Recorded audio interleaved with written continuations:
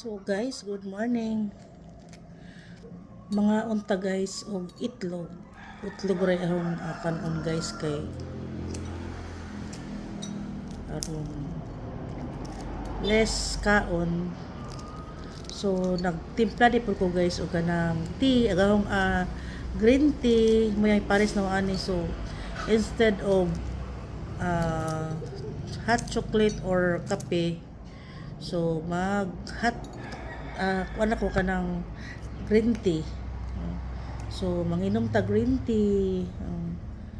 So iwas ako sa tamis. Although bisag dili ko mag sugar sa ang hot chocolate, pero nagyan mo sa tamis, so mag green tea sa lang ta, no?